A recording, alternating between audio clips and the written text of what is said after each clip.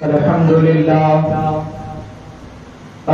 لله رب العالمين نحمده ونستعينه ونستغفره ونؤمن به ونتوكل عليه ونعوذ بالله من شرور أنفسنا ومن سيئات أعمالنا من يهده الله فلا مضل له ومن يضلله فلا هادي له ونشهد أن لا إله إلا الله وحده لا شريك له ونشهد أن عبده ورسوله وعلى آله جد الحسن والحسين جد الحسن والحسين جد الحسن والحسين مولانا ومولانا الثقلين بالقاسم محمد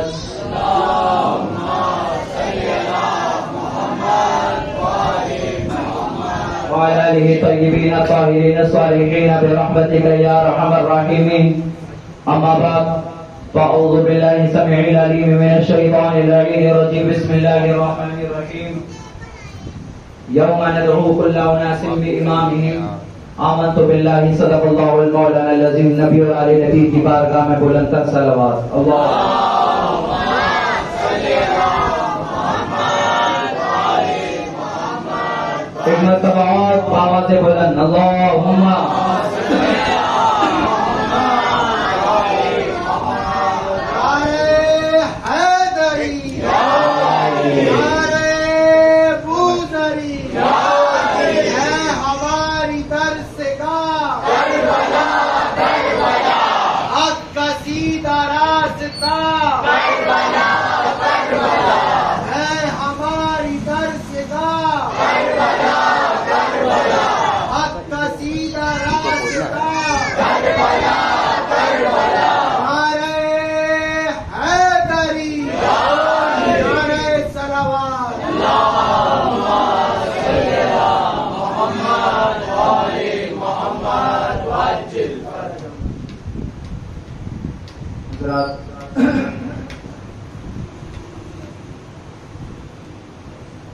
جس لمحے کا ہمیں زندگی بھر انتظار رہتا ہے، جس گھڑی کا اور جس چاند کا، آج وہ نکل چکا۔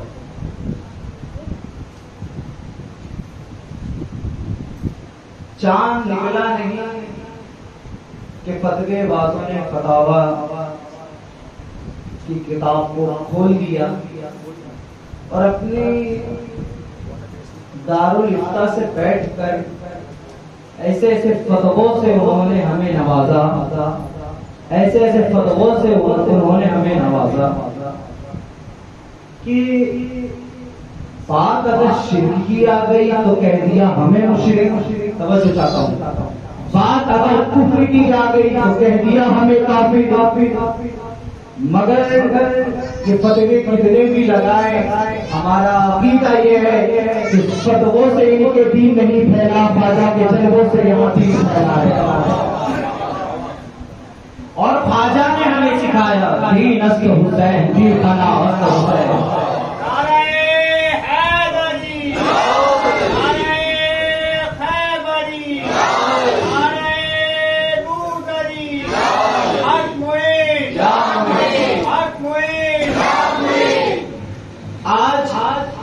مسلمان امت مسلمہ کے واقعات کا شکار ہو گئی ہے۔ آج امت مسلمہ میں فرقہ پرستی مسلکی دہشت گردی نے عروج پکڑ لیا ہے۔ آج ہر ایک فرقہ دوسرے فرقے کو برا بولتا ہے، کوئی کسی کو کافر بولتا ہے، کوئی کسی کو مشرک بولتا ہے، کوئی کسی کو صلح اللہ بولتا ہے، کوئی کسی کو گمراہ بولتا ہے، کوئی کسی کو کچھ نہ کچھ بولتا ہے۔ آج ہر ایک فرقہ دوسرے فرقے کے پیچھے پڑا ہے، مگر کوئی بھی فرقہ خود کو مسلمان ثابت نہیں کر پاتا۔ ہر فرقہ دوسرے کے ثابت کرنے پر تل گیا، مگر کوئی خود کو مسلمان ثابت نہ کر سکا۔ مگر وجہ کیا ہے؟ ہر فرقہ دوسروں کو کافر بولتا ہے۔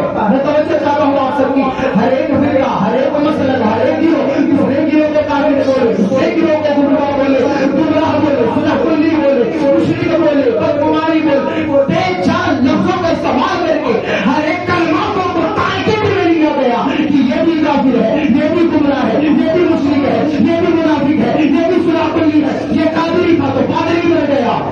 سارے فرقے واریت اتنے عروج پر پہنچ گئی کہ لوگ دوسروں کو تو کافر ثابت کر پاتے ہیں، خود کو مسلمان ثابت نہیں کر پاتے. تو میرا مجمع مجھ سے پوچھے گا نا کہ مولانا وجہ کیا ہے کہ یہ لوگ دوسروں کو کافر بولتے ہیں، آخر یہ وجہ کیا ہے؟ تو میں بتاتے چلوں، وجہ صرف ایک اور واحد یہی ہے کہ جتنے بھی فرقے تھے سب کا امام کوئی نہ کوئی تھا. تو جس فرقے نے جو بولا اس کے ماننے والوں نے وہ مان لیا. کسی فرقے کے امام نے کہا کہ خود کو چننا پڑو، ماننے والوں نے خود کو چننا پڑ لیا. کسی فرقے کے امام کے ماننے والوں میں تو یہاں تک ضرورت آ گئی کہ وہ کہنے لگے، میں توجہ چاہتا ہوں کہ کسی فرقے کے امام کے ماننے والوں نے یہاں تک یہ بات کہہ دی کہ غریب نواز اگر اس صدی میں ہوتے تو ہمارے امام کے مرید ہوتے. تو کہنے والوں نے کہہ دی باتیں کہ خواجہ ہوتے تو اس دور میں، تو اس صدی میں ہوتے تو ہمارے امام کے مرید ہوتے. مگر اسے ختم کرنا پڑے گا، یہ فرقہ واریت یہ ختم ہونی چاہیے. علامہ اقبال کہتے ہیں کہ منفرد ایک اس قوم کی نقصان بھی ایک ہے، سب کا نبی دین بھی ایمان بھی ایک، حرم پاک اللہ بھی ایمان بھی ایک، کچھ بڑی بات تھی جو ہوتے مسلمان بھی ایک، کچھ بڑی بات تھی جو ہوتے مسلمان بھی ایک. اب آپ کہو کہ مولانا مسلمان ہوگا کیسے؟ یہ سوال بنتا ہے نا. آواز میرے بھائی، نعرہ حیدری، دم مست کلندر، دم مست کلندر،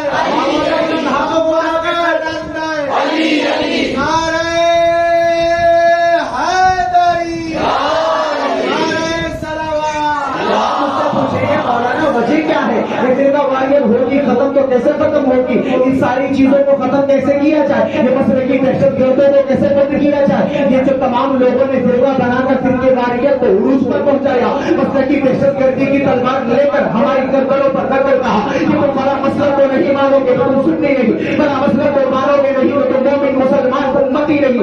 یہ کیا بات ہے؟ ان فرقہ واریت کو ختم کیسے کیا جائے؟ تو میرا مجمع جب مجھ سے پوچھے گا تو میں شوکت بھائی ایک ہی بات کہوں گا، اگر تم فرقہ واریت کو ختم کرنا چاہتے ہو، فرقہ واریت کو ختم کرنا چاہتے ہو تو میں چاہتا ہوں مسلک کو ختم کرنا چاہتے ہو، مسلک کی دہشت گردی کو ختم کرنا چاہتے ہو تو ایک کام کرنا ہوگا تمہیں. تم جن کو امام مانتے ہو پہلے دیکھو ان امام کو، ان اماموں کو اللہ نے امام بنایا، رسول اللہ نے امام بنایا. امت مسلمہ اللہ کے بنائے ہوئے امام کو چھوڑ دے، رسول اللہ کے بنائے ہوئے امام کو پکڑ لے.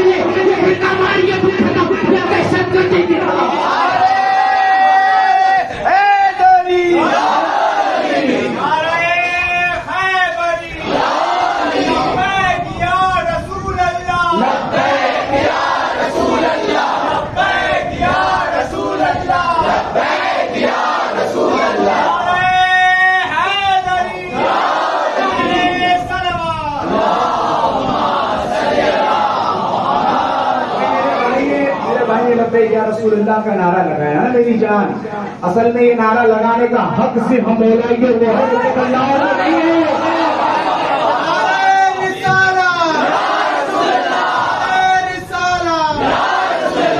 کیونکہ زمانے میں دیکھ لیا، ہندوستان کے لوگوں نے بھی دیکھا کہ لبیک یا رسول اللہ کا نعرہ لگا کر کچھ لوگوں نے کئی لوگوں کی گردنیں اڑائی. ادے پور کا معاملہ آپ دیکھیں، گردنیں اڑا دی کہ لبیک یا رسول اللہ کہہ کر. میں کہتا ہوں یہ کیریکٹر آج کا نہیں ہے. سمجھو جاتا ہوں سارے تکبیر کا نعرہ کر کے یزیدیوں نے کربلا میں بھی یہی حال کیا تھا. تو آج اس کے ماننے والے لبیک یا رسول اللہ کا نعرہ لگا کے جا رہے ہیں. اور چاہے پاکستان کا کوئی سلالی ہو یا کوئی ہندوستان کا خواجہ تھا مفتی ہو، ہمیں نہ سکھائے کہ نعرہ کون سا ہونا چاہیے.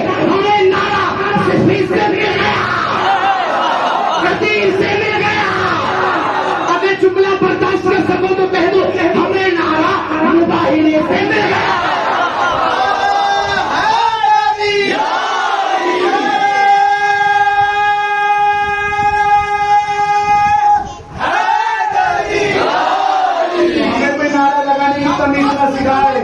علی علی ہم مست کلندر علی علی ہے پیر ہمارا علی علی ہے پیر ہمارا علی علی ولیوں نے پکارا علی علی خواجہ نے پکارا علی علی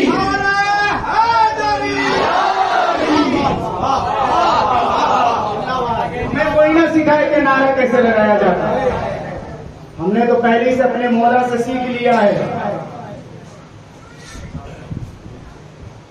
جو منت ہو کل اناس بامام، پکارا جائے گا اس دن ہر انسان کو اس کے امام کے ساتھ.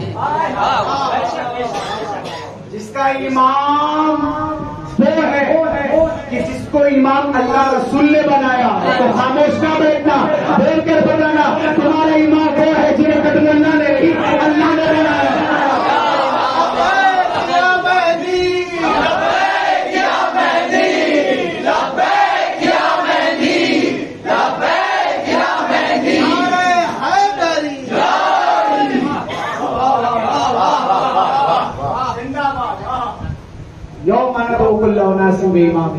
تو پکارا جائے گا اس دن ہر انسان کو اس کے امام کے ساتھ.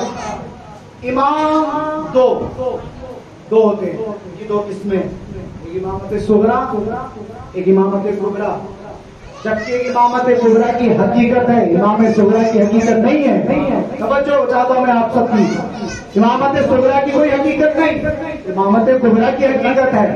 مگر جب یہ مسئلہ چل پڑا ہے پوری دنیا میں امت مسلمہ میں، تو میں بتاتے چلو امامت صغرا وہ ہے. توجہ، امامت صغرا وہ ہے جو عام مسلمانوں کی امامت کرے.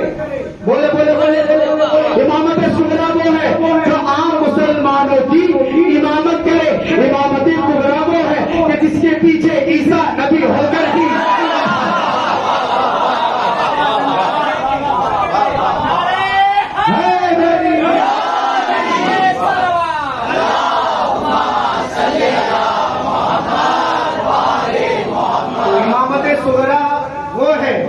جس کے پیچھے عام انسان نماز پڑھے.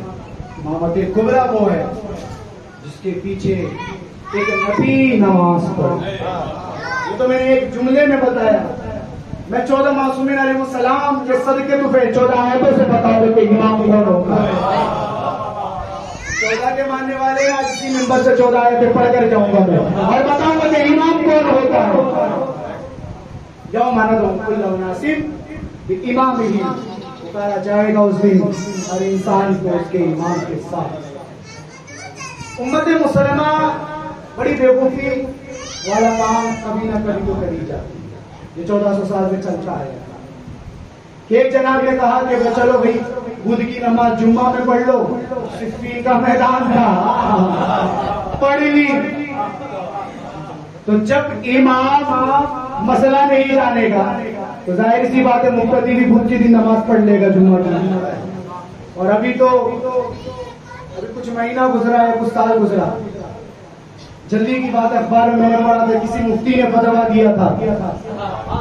پڑھا ہوگا اخبار میں، پڑھا کہ نہیں آپ نے کہ جمعہ کی نماز سنیچر کو پڑھ لینا.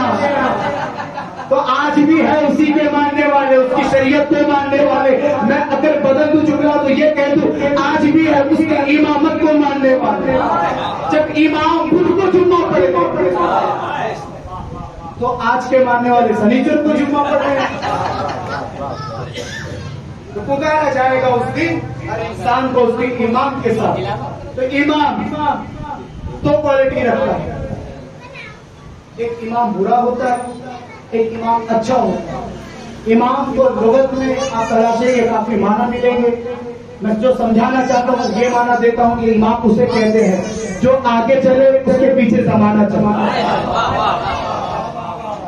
تو ایک امام آپ کو موسیٰ کے دور میں ملے گا، برائی کا امام جسے کہتے ہیں فرعون. ارے انہی کے مقابلے میں ایک امام حق کا امام جسے کہتے ہیں موسیٰ علیہ السلام. توجہ چاہتا ہوں، دریائے آپ کو پورا واقعہ پتا ہے, آپ نے پڑھا ہے, سنا ہے, اور ماشاءاللہ پڑھا لکھا مجمع ہے. وقت نہیں, بس میں شارٹ میں بتاتا چلوں کہ دریا میں کیا ہوا. دریا میں موسیٰ علیہ السلام اور ان کے ماننے والے کود گئے, راستہ بن گیا ہمارا, کیونکہ ہدایت کے راستے ہی ہے سارے راستے کھل گئے. موسیٰ علیہ السلام چل دیے, ان کے جانے والے بھی پیچھے پیچھے چل دیے. موسیٰ علیہ السلام رستہ پار کرنے لگے, ان کے جانے والے بھی رستہ پار کرنے لگے. پیچھے سے فرعون تھا, برائیوں کا امام, وہ بھی آ گیا دریا کے بیچ میں, اس کے جانے والے بھی دریا کے بیچ میں آ گئے. اب جیسے ہی موسیٰ علیہ السلام نے اور ان کے جانے والوں نے دریا کو پار کر لیا, اب جو یہ برائی کا امام تھا اور جو اس کے جانے والے تھے یہ غرق ہو گئے. تو جیسا امام کا حشر ویسے اس کے ماننے والوں کا حشر. تو امام چننا تو بڑا سوچ کر چننا. اگر تم نے امام خط ملاؤں کو چن لیا تو ہمیں تو پتا ہے کہ جہنم کو ایک سے ہی زیادہ بھری جائے گی. یا بنو امیہ کے سرخریز مولویوں سے جہنم کا پیٹ بھرا جائے گا, یا ہندا جیسی عورتوں سے جہنم کا پیٹ بھرا جائے گا. تو جیسا امام ہوگا ویسا اس کا حشر ہوگا. موسیٰ علیہ السلام اچھے امام, حق کے امام, حقانیت کی دلیل ان کے پاس, پار کر کے جانے والوں کو بھی پار کرا تھا. فرعون برائی کا امام, باطلیت کا امام, ڈوب گیا, ماننے والوں کو بھی ڈوبا. تو ہم تو ڈوبے ہیں سلام, آپ کو بھی لے ڈوبے, وہی حال ہوا. تو امام بڑا سوچ کر چنے, اور انسانی ذہنی اور فہمی میں اتنی طاقت و وسعت نہیں کہ وہ اتنے بڑے عہدے کو چن لے اور اس کے پیچھے چلے جائے. انسان ہے, خدا کا پتلا ہے, وہ جسے اچھا سمجھتا ہے کیا پتا اللہ اسے برا سمجھتا ہو, اور جسے انسان برا سمجھتا ہو کیا پتا اللہ کے نزدیک مقرب بندہ ہو. انسان ہے تو یہ اتھارٹی تو انسان کو خود پہ نہیں دینی چاہیے. وہ اللہ سے ہی کہتے مولا جب تو نے کہا ہے ہر انسان کو امام کے ساتھ اٹھایا جائے گا تو تو ہی پتا امام ہوتا کیسا ہے, تو ہی پتا امام ہوتا کیسا ہے. تو چلو نعرے صلوات یہ پڑھتا ہوں.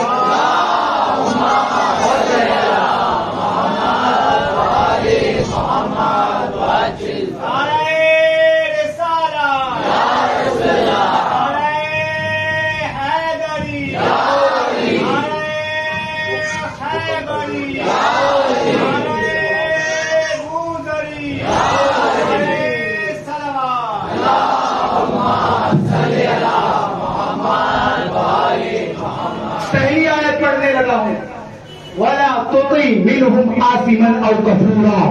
توجہ چاہتا ہوں, وَلَا تُطِعْ آثِمًا أَوْ كَفُورًا. خبردار اس کی پیروی نہ کرنا, خبردار اس کی امامت کو نہ ماننا, خبردار اس کی اتباع نہ کرنا. کس کی؟ کہ جس نے زندگی میں ایک گناہ بھی کیا ہو. وَلَا تُطِعْ مِنْهُمْ آثِمًا أَوْ كَفُورًا. خبردار اس کو امام مت بنانا کہ جس نے ایک گناہ بھی کیا ہو. آپ کچھ لوگ کہتے ہیں ہمارا امام ہمیں بخشوائے گا, اگر جب کتابوں کو پڑھا گیا, ان کے نعت کو اشعار کو پڑھا گیا تو وہ خود کہتے نظر آئے کہ خدا نہ بچا لے آ کے شفیع محشر, تیرا تو بندہ عذاب میں ہے.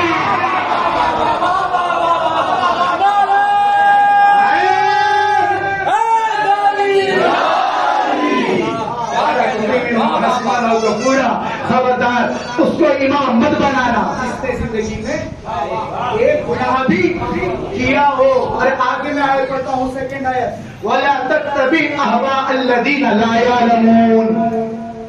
خبردار اس کی پیروی نہ کرنا, اس کو امام مت ماننا جس کے پاس علم نہ ہو. توجہ مجھے بولنے کی ضرورت نہ پڑے. اس کو امامت بنانا, اس کی پیروی نہ کرنا کہ جس کے پاس علم نہ ہو. اور زمانہ کیا کرے کہ زمانے میں مسلمانوں نے اسے امام مان دیا جو مسئلہ بیٹی سے پوچھے. ساجدہ شریف اس میں کیا کر سکتا ہے؟ قرآن کہتا ہے کہ اس کو امامت بنانا کہ جس کے پاس علم نہ ہو. اب مجھے یہاں پر مولا کا ایک خطبہ یاد آتا ہے کہ قرآن میں اللہ کہتا ہے فَصَلُّوا عَلَى الذِّكْرِ إِن كُنتُمْ لَا تَعْلَمُونَ، جو کچھ تم نہیں جانتے وہ اہل ذکر سے پوچھو۔ جب بندہ پریشان کہ اہل ذکر کون ہے تو کوفے کی مسجد کی مسجد میں ممبر تھا، ممبر پہ علی تھے، علی کھڑے تھے، علی نے کہا کہ سلونی سلونی، پوچھو پوچھو جو کچھ تم نہیں جانتے، کیونکہ زمین سے زیادہ میں آسمان کا علم رکھتا ہوں۔ قرآن کہتا ہے کہ اس کی پیروی نہ کرو جس کے پاس علم نہ ہو۔ پھر کچھ دوسری جگہ قرآن کہتا ہے کہ پوچھو جو کچھ تم نہیں جانتے اہل ذکر سے۔ اب زمانہ جب پریشان ہو گئے، مسلمان پریشان ہو گیا کہ کون ہے اہل ذکر، مگر جب خطبہ مولا سنا تو پتہ چلا اللہ جس کے بارے میں کہہ رہا ہے وہ یہ تو علی ہے۔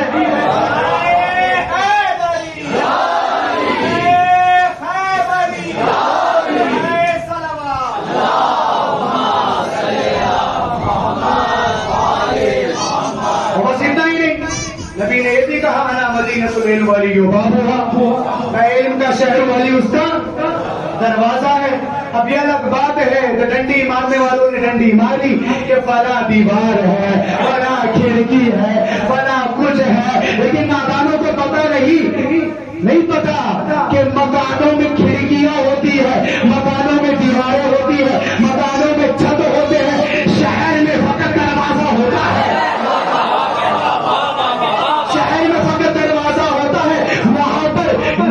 کی ضرورت ہے۔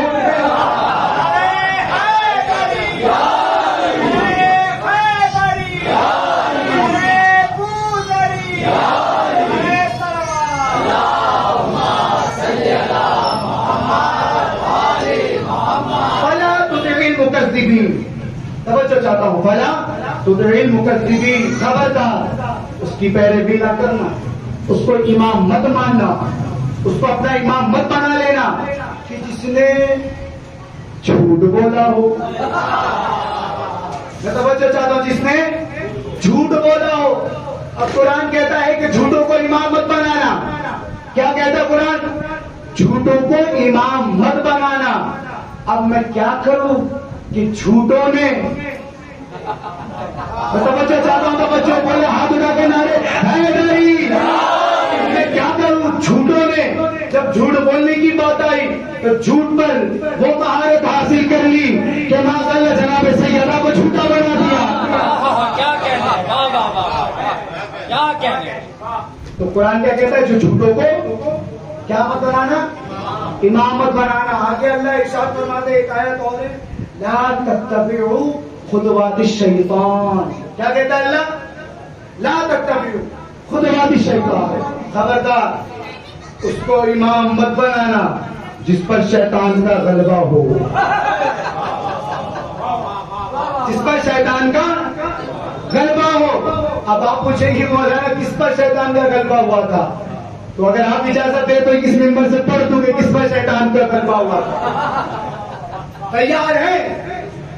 اہل سنت کی تمام کتابیں ان کی ذمہ داری سے میں پڑھتا ہوں، اہل سنت کی کتابوں سے کیا لکھا ہے کہ جنگ احد تھی کہ نبی کو چھوڑ کر جانے والوں نے راستہ چھوڑا، نبی کو چھوڑ کر بھاگنے والوں نے بھاگا۔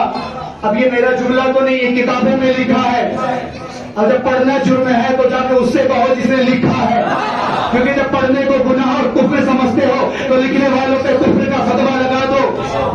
اور جب چھپانا تھا تو چھاپے کیوں، اور جب چھپ گئی تو چھپاتے کیوں، اور جب چھپا رہے ہو تو سمجھ جاؤ حقیقت کو چھپانے والا فاسق ہے، اور ہم فاسقوں سے بات نہیں کرتے۔ کتابوں میں لکھا ہے کہ نبی کو چھوڑ کر بھاگ گئے، وہ اتنا دور بھاگا، اتنا دور بھاگا، اتنا دور بھاگا، پتہ نہیں کہاں تک بھاگا۔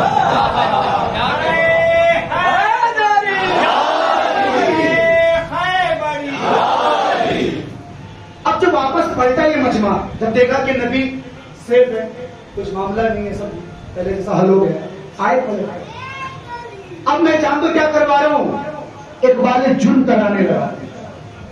اگر میں کہوں تو آپ کہیں گے مولانا ہم آپ کی بات کیسے مانیں، مگر اقبال جرم ان لوگوں سے کرواؤں کہ جو بھاگ گئے تھے تو آپ کو ماننا ہوگا۔ آئے سب نبی کے پاس. نبی نے سب کو کھڑا کیا, کہا کہ اوے بڑے میاں تم کیوں بھاگے؟ ارے چھوٹے میاں تم کیوں بھاگے؟ کہا کہ یا رسول اللہ ہمیں شیطان نے بھگایا تھا, ہمیں شیطان نے بھگایا تھا. تو نبی نے کہا کیا مطلب؟ کہا کہ یا رسول اللہ شیطان کی آواز آئی تھی جو ہم پر غالب ہو گئی تھی. قرآن کہتا ہے, کیا کہتا ہے کہ جس پر شیطان کا غلبہ ہو اس کا ایمان اقبال بنانا اور ایک بار چن کرانے لگا ہو. کہا یا رسول اللہ شیطان کی آواز سے ہمیں بھگایا تھا. رسول اللہ نے کہا شیطان کی آواز وہ کیا آواز تھی؟ لوگوں نے کہا یا رسول اللہ شیطان نے کہا کہ محمد قتل ہو گئے, محمد قتل ہو گئے. جب ہم نے سنا کہ محمد قتل ہو گئے تو ہم نے میدان میں سے یہ چھوڑا کہ جب محمد ہی نہ رہے تو چل لڑنے کا کیا مطلب؟ یہ ہے اقبال جرم.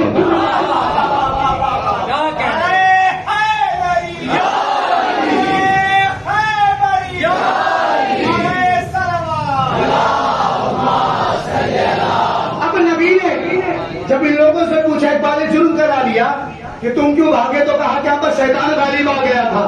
مولا سے پوچھا, میں توجہ چاہتا ہوں, یہ مولا کے چاہنے والوں آج سے اس مجلس سے مجھ پہ کتنے بھی فتوے لگے مگر یہ جملہ قربان اپنے مولا پر. میرے مولا سے جب نبی نے پوچھا اے علی تم کیوں نہیں بھاگے, اے علی تم کیوں نہیں بھاگے, پہنچو اے علی تم کیوں نہیں بھاگے, تو مولا نے کہا یا رسول اللہ کیا میں بھاگ کر کافروں میں سے ہو جاؤں؟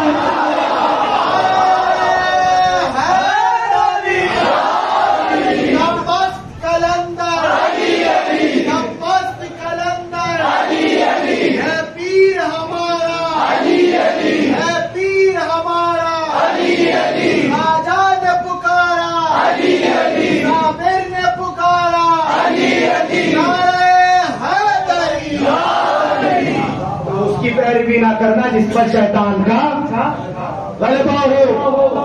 اما یہ عقیدہ ہم نے زکات فطرہ کھانے والے, مربان کا مزاج رکھنے والے, امر آس کو اپنا رہبر کہلانے والوں, ہم نے یہ عقیدہ ملا کی کتاب سے نہیں اللہ کی کتاب سے سیکھا. ہمیں نہ سکھانا کہ امام کیسا ہونا چاہیے. اب میں ایک اور آیت پڑھنے لگا ہوں. اللہ کہتا ہے, اللہ ارشاد فرماتا ہے کہ وَلَا تُطِعْ كُلَّ حَلَّافٍ مَّهِينٍ. اللہ کہتا ہے کہ اس کو امام مت بنانا جو جھوٹی قسمیں کھاتا ہو. توجہ چاہتا ہوں, جو جھوٹی قسمیں کھاتا ہو. اب ذرا مولا حسین کی بارگاہ میں چلو, مولا حسین کی بارگاہ میں چلو اور ذرا وہاں جا کر دیکھو کہ مولا حسن کی بارگاہ میں جب صلح کے لیے آئے مولا حسین نے چند شرائط رکھی. قسمیں کھانے والوں نے کہا کہ ہم قسم کھاتے ہیں آپ کی ساری شرائط کو مانا جائے گا, مگر تاریخ کہاں ہے یہ ساری قسمیں جھوٹی ہو گئی, شکل کی بھی نہیں مانی گئی.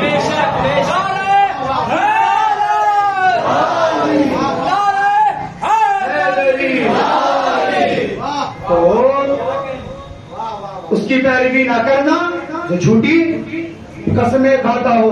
آگے اللہ تعالیٰ ارشاد فرماتا ہے وَلَا تَتَّبِعْ أَهْوَاءَهُمْ عَمَّا جَاءَكَ مِنَ الْحَقِّ وَلَا تَتَّبِعْ أَهْوَاءَهُمْ عَمَّا جَاءَكَ مِنَ الْحَقِّ.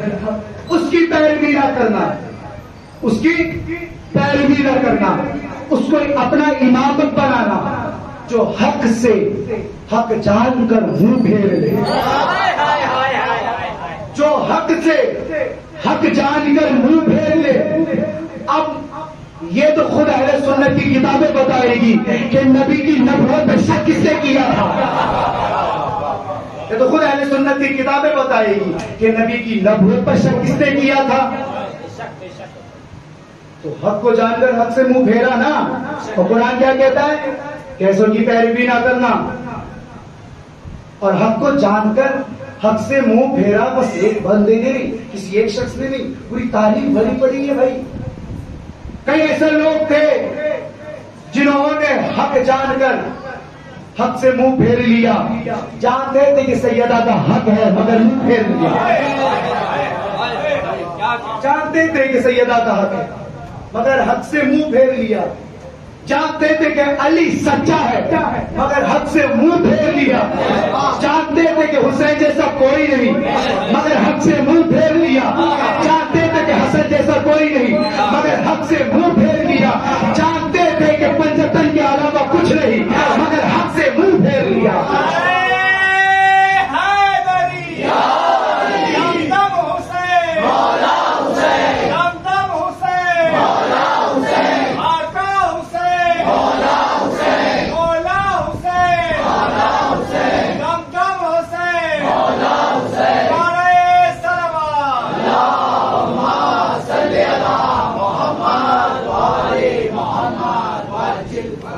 تو سمجھ میں آئی میری بات؟ اب ایک آیت اور پڑھتا ہوں, ابھی 14 آیتیں نہیں ہوئی. وَلَا تَتَّبِعْ سَبِيلَ الْمُفْسِدِينَ. کیا کہتا ہے اللہ؟ فاسقوں کی پیروی نہ کرنا, فاسقوں کی اتباع نہ کرنا, فاسقوں کو امامت بنانا. اب جب یہ ساری آیتیں اللہ بتاتا رہا کہ جھوٹا امام نہیں, گنہگار امام نہیں, جس کے پاس علم نہیں وہ امام نہیں, جو جھوٹی قسمیں کھاتا وہ امام نہیں, جو حد سے پھر جائے وہ امام نہیں, یہ ساری باتیں اللہ کہہ رہے ہیں نا. تو امام آخر ہے کون؟ امام کوئی ہے بھی؟ ایک آیت اور پڑھتا ہوں پھر میں بتاتا ہوں کہ امام ہے کون. نعرہ صلوات. اللہم صلی علی محمد و آل محمد وعجل فرجہ. تو امام کوئی ہے؟ جھوٹا امام نہیں مان لیا ہم نے, جھوٹی قسمیں کھانے والا امام نہیں ہم نے مان لیا, اور فاسق امام نہیں ہم نے مان لیا, جس کے پاس علم نہیں ہم نے مان لیا. یہ ساری چیزیں ہم نے مان لیا. مولا کوئی امام بھی ہے؟ اللہ کوئی امام بھی ہے؟ اللہ کہتا ہے امام. اللہ کہتا ہے امام. اللہ کہتا ہے جانتے ہو کون امام ہے؟ پڑھ سورہ یاسین. وَكُلَّ شَيْءٍ أَحْصَيْنَاهُ فِي إِمَامٍ مُبِينٍ. امام وہ ہے جس کے پاس ہر شے کا علم ہو. امام وہ ہے جس کے پاس ہر شے کا علم ہو. جس کے پاس شے کا علم نہیں وہ امام نہیں.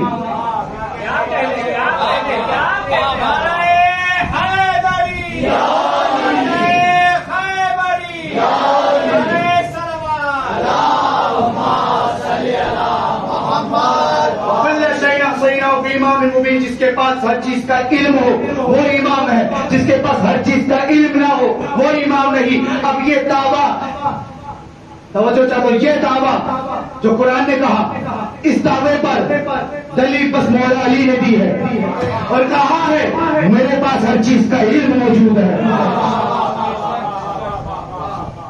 اب آگے اب میں آپ کو اور چیز بتانے لگا کہ پہلا امام وہ نہیں جو جھوٹ بولتا ہو, دوسرا امام وہ نہیں جو جھوٹی قسمیں کھاتا ہو, تیسرا امام وہ نہیں جو حد سے بھول جائے, چوتھا امام وہ نہیں جو فاسق ہو. ایسے میں نے کئی بتائے کیٹیگری آپ کو میں نے بتایا. اب میں آگے آپ کو بتانے لگا ہوں کہ امام اب ہوتا کون ہے. وَإِذِ ابْتَلَىٰ إِبْرَاهِيمَ رَبُّهُ بِكَلِمَاتٍ فَأَتَمَّهُنَّ قَالَ إِنِّي جَاعِلُكَ لِلنَّاسِ إِمَامًا قَالَ وَمِنْ ذُرِّيَّتِي لَا يَنَالُ عَهْدِي الظَّالِمِينَ. ان آیتوں کو ملا کر میں نے 14 آیتیں پڑھ دی. 14 آیتیں میں نے پڑھ دی. وَإِذِ ابْتَلَىٰ إِبْرَاهِيمَ رَبُّهُ بِكَلِمَاتٍ. وَإِذِ ابْتَلَىٰ إِبْرَاهِيمَ, اور جب ابراہیم کے رب نے وَإِذِ ابْتَلَىٰ إِبْرَاهِيمَ رَبُّهُ بِكَلِمَاتٍ کچھ کلمات سے آزمایا. توجہ چاہتا ہوں. فَأَتَمَّهُنَّ, اور وہ کامیاب ہو گیا. تو اللہ نے کہا قَالَ إِنِّي جَاعِلُكَ لِلنَّاسِ إِمَامًا. اللہ نے کہا ابراہیم میں تجھے امامت عطا کرتا ہوں. تو اللہ نے کہا امام وہ ہے جس کو اللہ آزمائش میں ڈالے. امام وہ ہے جو آزمائش میں کامیاب ہو جائے. امام وہ ہے کہ جسے امام اللہ بنائے, ملا نہیں بنائے. فاطمہ منا بس وہ کامیاب ہو جائے. امام وہ ہے. قال انی جاعلک للناس اماما, امام وہ ہے کہ جس کو اللہ بنائے. جب اللہ نے ابراہیم کو امام بنا دیا تو اللہ نے کہا, ابراہیم علیہ السلام نے اللہ سے کہا قال لا ينال عهد الظالمین, قال من ذریتی لا ينال عهد الظالمین. اے اللہ کہ میری اولاد کو بھی تو امام دے دے گا. اللہ نے کہا ہاں ابراہیم تیری اولاد کو بھی میں تیری ذریت کو بھی امامت عطا کروں گا، مگر ظالموں کو میں امامت عطا نہیں کروں گا، ظالموں کو یہ منصب نہیں ملتا، ظالموں کو یہ امامت نہیں ملتا۔ پتا کیا چلا؟ اللہ یہ بتا رہا ہے کہ امامت نبی کی ذریت کو ملتی ہے، جو مصطفیٰ کی نسل سے ہوگا امامت اسے ملے گی۔ تو اللہ نے بتا دیا کہ امامت چاہیے تو نبی کی ذریت میں ہونا ضروری ہے۔ پھر اللہ نے کہا کیا کہا کہ ظالموں کو یہ عہدہ نہیں ملتا۔ اب ظالم کہتے کسے؟ ظالم کی بھی دو مثال ہے، دو معنی۔ ایک ظالم وہ جو کسی پر ظلم کرے، کسی کا حق کھا جائے، کسی کو پریشان کرے۔ ایک ظالم وہ جسے قرآن کہتا ہے ان الشرک لظلم عظیم، سب سے بڑا شرک، سب سے بڑا ظلم کیا ہے؟ شرک کرنا۔ کیا شرک؟ اللہ بتا رہا ہے جو شرک کرتا ہو وہ ظالم ہے۔ اللہ کہہ رہا ہے کہ ظالم کو عہدہ نہیں ملے گا امامت کا۔ توجہ چاہتا ہوں، ظالم کو امامت کا عہدہ نہیں ملے گا۔ اللہ کیا کہتا ہے؟ ظالم وہ ہے جو مشرک ہو، اب جو 40 سال کا بتوں کو پوچھتے رہے اب زمانہ اسے امام مان لے، تو اس کا اللہ کا کیا کام ہے؟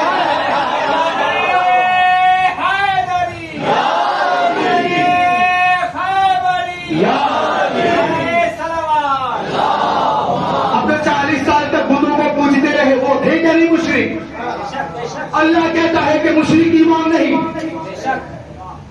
ختم ہو گئی کہ امام تو وہ ہوگا جو نبی کی ذریت میں سے ہوگا، امام وہ ہوگا جو ظالم نہیں ہوگا، امام وہ ہوگا جو گنہگار نہیں ہوگا، امام وہ ہوگا کہ جس کی عصمت کی گواہی اللہ قرآن میں دے دے، امام وہ ہوگا جو چھوٹی قسمیں نہیں کھائے گا، امام وہ ہوگا جو فاسق نہیں ہوگا، امام وہ ہوگا جسے ملا نہیں اللہ بنائے۔ یہ ساری امامت کی کیٹیگری میں نے قرآن سے بتا دی نا میرے سامعین، تو سمجھ میں آ گئے نا کہ 14 معصومین علیہ السلام کے وسیلے سے 14 آیتوں سے سمجھ میں آ گیا ہوگا کہ امامت کا حق کس کو ہے۔ وَكُلَّ شَيْءٍ أَحْصَيْنَاهُ فِي إِمَامٍ مُبِينٍ۔ امام وہ ہے جس کے پاس ہر چیز کا علم ہو۔ اللہ کہتا ہے یوم ندعو کل اناس بامامہم، کہ ہر ایک انسان کو اس کے امام کے ساتھ اٹھایا جائے گا، ہر انسان۔ اگر امام فرعون جیسا ہوگا تو حشر بھی فرعون جیسا ہوگا، امام اگر موسیٰ جیسا ہوگا تو حشر بھی موسیٰ جیسا ہوگا۔ اب جملہ میں دے دوں، اب یہ آپ کے اوپر ہے کہ نتیجہ دے نہ دے۔ میں کہنے چلا ہوں کہ امام اگر موسیٰ جیسا ہو تو حشر موسیٰ جیسا ہوگا، امام اگر فرعون جیسا ہو تو حشر فرعون جیسا ہوگا، امام اگر یزید جیسا ہو تو حشر بھی یزید جیسا، امام اگر حسین جیسا ہو تو حشر بھی حسین۔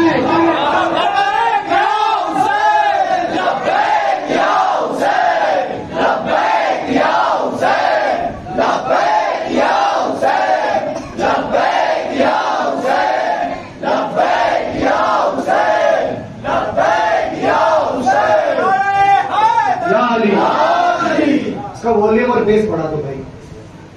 تو امام سمجھ میں آ گیا کہ اب ہوتا کیسا ہے۔ امام جھوٹ نہیں بولے گا، آگئی بات سمجھ۔ امام سچا ہوگا، آگئی بات سمجھ میں۔ امام عالم ہوگا، آگئی بات سمجھ میں۔ امام ہر چیز کا علم رکھنے والا ہوگا، آگئی بات سمجھ میں۔ امام جھوٹ نہیں بولے گا، آگئی بات سمجھ میں۔ امام فاسق نہیں ہوگا، آگئی بات سمجھ میں۔ امام وہ ہے جسے اللہ بنائے، آگئی بات سمجھ میں۔ امام نبی کی ذریت میں ہوگا، آگئی بات سمجھ میں۔ امام ظالم نہیں ہوتا، آگئی بات سمجھ میں۔ امام حد سے گرنے والا نہیں ہوتا، آگئی بات سمجھ میں۔ اب میں کہتا ہوں کہ ذرا یہ کریکٹر اہل بیت کا تلاش ہو، اور بتاؤ ذرا مجھے یہ مولانا کبھی جھوٹ بولا؟ مولا نے کبھی کسی سے مسئلہ پوچھا؟ مولا کبھی فاسق والا کام کیے؟ توجہ چاہتا بول کر بتائیں گے مولا نے کبھی چھوٹی قسمیں کھائی؟ مولا نے کبھی سن کیا؟ مولا نے کبھی بھوتوں کو پوچھا؟ کیا مولا نے خود کا حق میں امام ہوں؟ مولا نے کیا خود کا حق میں امام ہوں؟ نے امام بنایا. تو جب ایسا کچھ نہیں ہے تو مان لو کہ علی شاہ عالم امامن کبیرہ شد بشیر.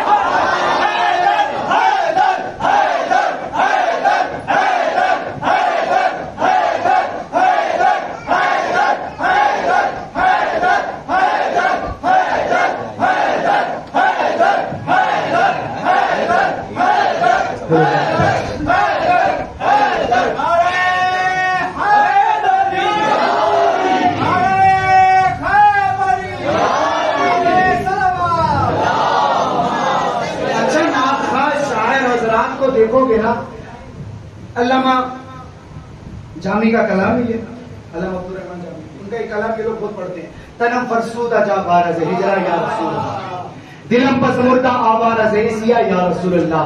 اما تم یہ تو پڑھ دیتے ہو, ابھی جو میں نے شعر پڑھا یہ کیوں نہیں پڑھتے کہ علی شاہ عالم امامن کبیرہ, کہ باقی نبی شد بشیرہ نذیرہ. کیوں بھائی, کیا پریشانی ہے؟ پڑھا کرو نا. لیکن مسئلہ جانتے ہو کیا ہے؟ جانتے مسئلہ کیا ہے؟ مسئلہ یہ ہے کہ باپ تو ایسا نکلا ہے ان کا کہ ابن زیاد بھی پریشان ہے. ہاں بھائی, یہی بات ہے کہ یہ علی کی امامت کو اس لیے قبول نہیں کرتے کیونکہ ماں ایک ہوتی ہے, باپ ایک نہیں ہوتا. کیا جو ممبئی میں میرے عید قدیم میں جملہ کہا تھا, وہ جملہ یہاں عرض کر دوں کہ باپ کتنے بھی ہو, میں نہیں کہتا وہ کیا ہے کیا نہیں, مگر علی کا بغض ایک اور کیٹیگری ہے جو رکھتا ہے اپنے دل میں کہ ماں تو ایک ہوتی مگر ماں حصہ نہیں, حصہ جیسے.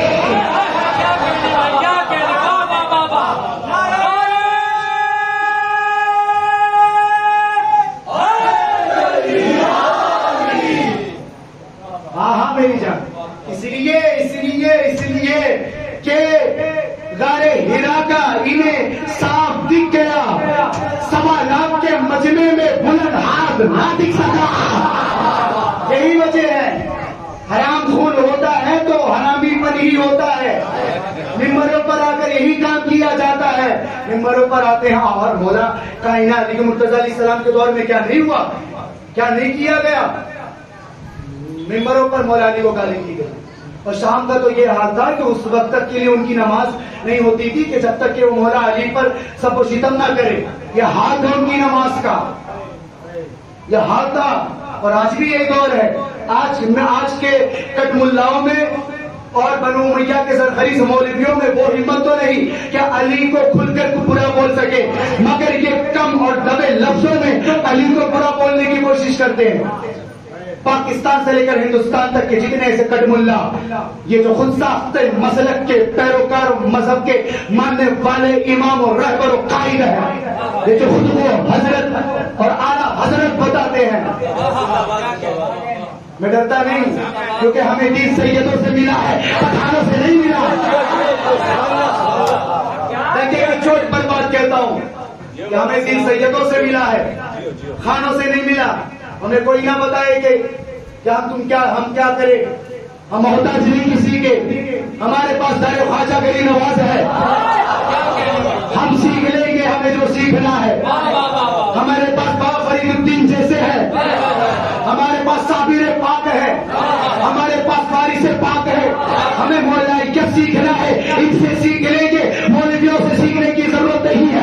اگر آج جو ہم مولائی بنے ہیں سب گواہ ہے اس بات کے, یہ جو مولائی بنے ہیں کسی کو کسی مولوی نے نہیں بنایا.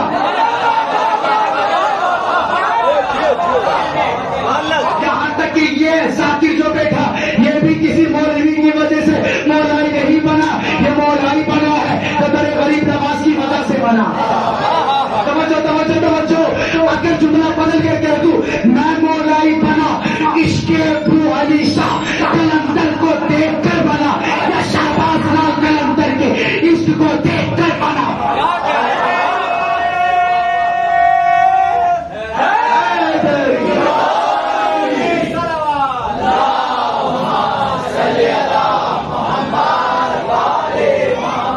امامت کی بات کرتے ہیں, ولایت کی بات کرتے ہیں, اور امام مانتے بھی اسے ہیں کہ جو 10,000 میں کہہ دے کہ میں یہاں نماز نہیں پڑھاؤں گا جب تک اس کو 15,000 نہ دو. یہ بھی کوئی امام ہے بھائی؟ پگار کم ملے تو امامت نہیں کرے. ہاں تم نے اسے امام مان لیا جو فتوا بھی دے تو نذرانہ لے کر فتوا دے. تم نے اسے امام مان لیا. اچھا ہاں تم نے اسے امام مان لیا جو 2 سال امام جعفر صادق کے پاس پڑھا. تم نے اسے امام مان لیا جو 2 سال امام جعفر صادق کے پاس پڑھا. اسے امام نہیں مانا کہ جس امام جعفر صادق نے ابو حنیفہ کو پڑھا دیا. ماننے کے آتے ہو تو کہ گزرے کو بھی مان لیتے ہو اور نہیں ماننے پر آتے ہو تو علی کو بھی نہیں مانتے. تو وجہ تو بس ایک ہی ہے کہ زمانے کو کلندر نہیں سمجھ میں آیا کہ علی کیا سمجھیں گے.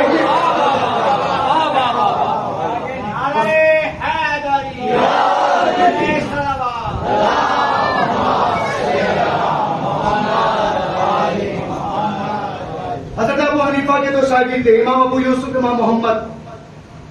جب ملعون ہارون رشید نے امام موسیٰ کاظم علیہ السلام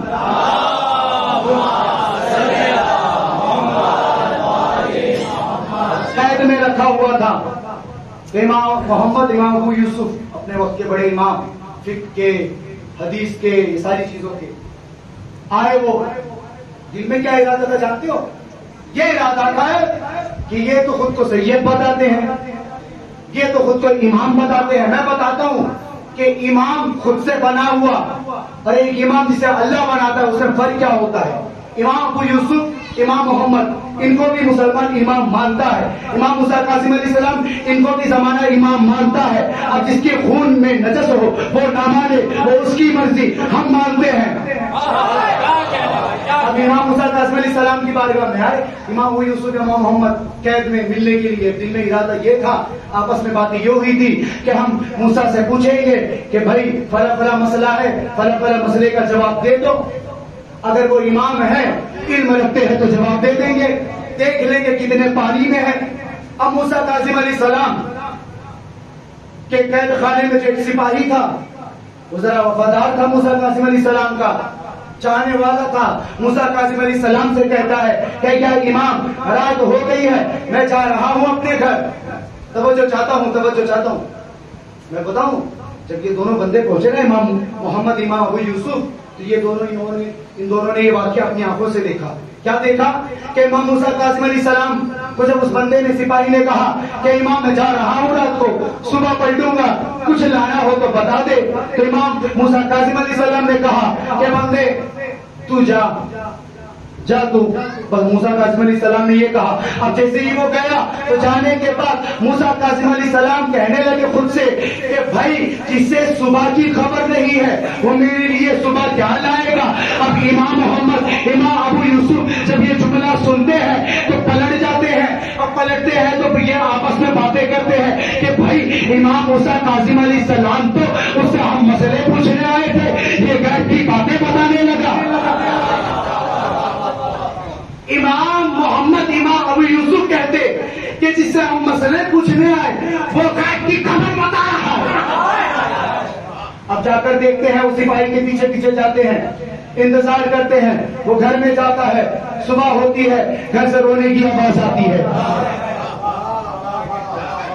تو ایک امام وہ تھے جو مسئلہ پوچھنے آئے تھے ناپنے کے لیے, اور ایک امام وہ تھا جو غیب کی خبر بتا رہا تھا.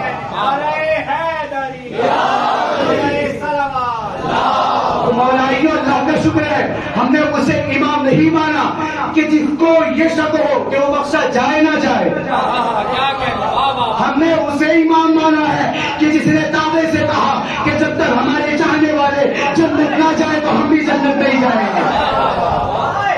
ہم تو اس کو امام مانتے ہیں. میں چلو بتاتا ہوں کہ اماموں کی قدر اپنوں نے نہیں کیا تو خیر نہیں کیا. ذرا جناب گرو نانک کی بارگاہ میں چلتے ہیں, گرو نانک سے پوچھتے ہیں, ان کے حالات کو دیکھ کر سمجھتے ہیں کہ وہ کیسے امام کے چاہنے والے.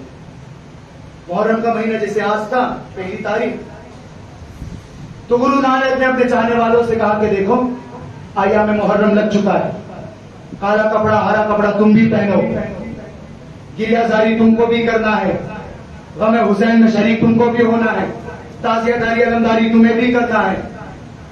تو گرو نانک نے جب یہ باتیں کہی تو چاہنے والوں نے کہا کہ بابا جی یہ کیسی بات کرتے ہو، حسین جو ہے یہ امام مسلمانوں کے ہیں، ہمارے امام تو نہیں۔ اب گرو نانک جیسی سوچ اگر آج کا مسلمان رکھ لے تو پھر کافی ہے۔ گرو نانک نے کہا اچھا چاہے کام کر تو اپنی بہن کے ساتھ زنا کر لے۔ اور وہ کہتا ہے کہ مولا جناب اپنے گرو نانک سے بابا یہ کیسی بات کرتے ہو، اپنی بہن سے میں زنا کر لوں؟ تو گرو نانک نے کہا کیوں نہیں کرے گا بابا جی، اصل میں میرا ضمیر گوارا نہیں کرتا کہ اپنی بہن سے میں زنا کروں۔ تو گرو نانک نے ایک جملہ کہا، وہ جملہ اپنے دلوں میں نقش کر لینا۔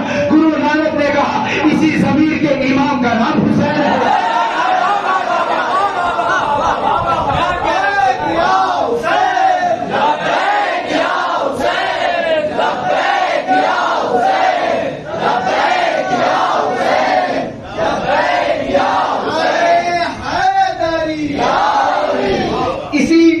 ضمیر کے امام کا نام حسین ہے۔ غیروں نے مان لیا ہے، اپنے نہیں مان رہے، غیروں نے مان لیا ہے، اپنے نہیں مان رہے۔ توجہ چاہتا ہوں، غیروں نے مان لیا ہے، اپنے نہیں مان رہے۔ اس لیے رسول اللہ کے بارے میں اللہ نے یہ پہلی قرآن میں کہہ دیا وَمَا أَرْسَلْنَاكَ إِلَّا رَحْمَةً لِّلْعَالَمِينَ۔ اے محبوب ہم نے مسلمانوں کے لیے نہیں ساری کائنات کے لیے رحمت بنا دیا۔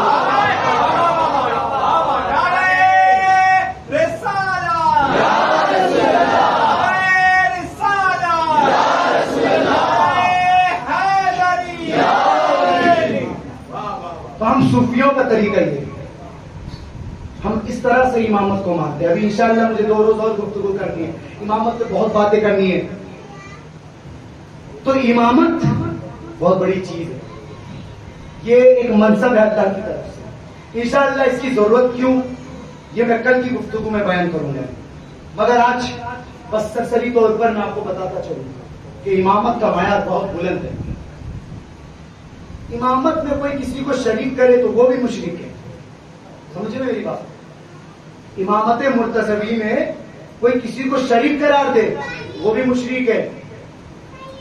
مرزا غالب کو جانتے ہیں نا بھائی، انہوں نے ایک شعر کہا تھا کہ غالب ندی میں دوست سے آتی ہے بوئے دوست۔ توجہ چاہتا ہوں، غالب ندی میں دوست سے آتی ہے بوئے دوست، مشغول حق ہوں بندگی کے پوتراب میں، مشغول حق ہوں بندگی کے پوتراب میں۔ اب غالب نے اتنی بڑی بات تو کہہ دی اور جذبات کو نہ روک سکے اور اپنے عقیدے کا بیان انہوں نے کر دیا، مگر جب یہ شعر مفتی نے پڑھا اب وہ کھسیا گیا، وہی حال ہو گیا کہ کھسیانی بھی لکھمبا نو چھیٹو چھیٹو۔ وہ بات کے مفتی تھے، مفتی کے اعظم، انہوں نے شعر پڑھا مرزا غالب کا۔ مرزا غالب مفتی اعظم کا دور ایک ہی تھا، علی گڑھ یونیورسٹی میں وہ خط آج بھی پڑھا، آپ جا کر پڑھ سکتے ہیں۔ مرزا غالب کا شعر پڑھا، اب مفتی صاحب آئے غصے میں، چلاک نے قلم لیا، کاغذ لیا، لکھا تھا مرزا غالب کو، کہا مرزا اسد اللہ خان غالب تم شرابی تو پہلے سے ہی تھے، توجہ چاہتا ہوں، تم جواری تو پہلے سے بھی تھے، گنہگار تو پہلے سے ہی تھے، جہنم میں جانا تو پکا تھا، مگر اللہ رحمان الرحیم تمہیں بخش دیتا، مگر تم نے جو یہ کہہ دیا کہ مشغول حق ہوں بندگی یہ پوتراب میں، اب تم ہو گئے ہو مشرک۔ مشرک کے لیے کوئی معافی نہیں، کوئی بخشش نہیں، تو لہذا تم جہنمی ہو، تم کافر ہو، تم مشرک ہو، تم جہنمی ہو، تم کافر ہو، تم مشرک ہو، تمہارا جہنم میں جانا پکا۔ اب یہ خط مرزا غالب کے پاس پہنچا۔ اب مرزا خان ایسا شاعر کہ بہادر شاہ ظفر کے جو استاذ ان کو نہیں چھوڑا اور کہہ دیا تانوں میں، کیا کہا جانتے ہیں؟ تانا دیا تھا مرزا اسد اللہ خان غالب نے، کہا تھا کہ رگوں میں دوڑنے پھرنے کے ہم نہیں قائل، جب آنکھ سے ہی نہ ٹپکا تو پھر لہو کیا ہے؟ ہر ایک بات پہ تم پوچھتے ہو کہ تو کیا ہے، تم ہی بتاؤ یہ انداز گفتگو کیا ہے؟ مرزا غالب جب بہادر شاہ ظفر کے استاذ کو نہیں چھوڑا، یہ چند زکاتی مفتیوں کو کیسے چھوڑے؟ اور مرزا اسد اللہ خان نے خط لکھا، روانہ کر دیا بھوپال۔ اب مفتی صاحب انتظار میں تھے۔ توجہ چاہتا ہوں کہ بھائی مرزا غالب ہے اردو جانتا ہے، تو میرے ساتھ میرے نام کے ساتھ القابات جوڑے گا کہ حضرت قبلہ و کعبہ، جامع معقولات و منقولات وغیرہ وغیرہ۔ اب مرزا غالب کا جیسے ہی خط اٹھایا مفتی اعظم بھوپال نے، تو اس میں پہلا لفظ تھا، نہ سلام نہ کلام کچھ نہیں، پہلا لفظ تھا۔ توجہ چاہتا ہوں کہ مرزا غالب نے کہا ابے مفتی سن۔ اب مفتی صاحب خط پڑھ کر ہی سنو گے۔ مرزا غالب نے کہا کہ ابے مفتی سن۔ توجہ چاہتا ہوں یہ جرت ایسے ہی مرزا جیسے لوگوں کی تھی جنہوں نے اپنے وقت کے بڑے بڑے مفتیوں اور مولویوں کی دھجیاں اڑا دی۔ تو مرزا اسد اللہ غالب نے پہلے ہی لکھا مفتی اعظم، بہت بڑی بات ہے، بہت بڑا مرتبہ، مفتی اعظم کو ایسے نہیں بنتا۔ اس مفتی اعظم کو مرزا غالب نے لکھا ابے اوے مفتی سن۔ اب جیسے ہی مفتی صاحب نے خط پڑھا تو سنو گے، ٹینشن بولی یہ کیا تمیز ہے؟ میں نے سوچا تھا اردو داں ہے، اردو جاننے والا ہے، القابات لکھے گا، معافی لکھے گا، معذرت چاہے گا، مگر یہ تو بہت بڑی بدتمیزی کہ ابے مفتی سن۔ اور بس اتنا ہی نہیں، مرزا اسد اللہ خان غالب نے ایسے ایسے الفاظ کا استعمال کیا کہ میں نام نہیں لے سکتا ممبر پر، مگر خط جا کے پڑھ لینا، علی گڑھ میں لکھا ہوا ہے۔ مرزا غالب نے، میں دبے لفظوں میں کہوں گا، مرزا غالب نے کہا کہ ابے اوے مفتی سن، فلاں امام کے، آپ سمجھ جائے کس امام کی بات کر رہا تھا وہ مرزا غالب، فلاں امام کے مسائل کے، عورتوں کے گندے خون میں غوطہ لگانے والے، تو کیا جانے کہ ساتھی قاصد کا مرتبہ کیا ہے؟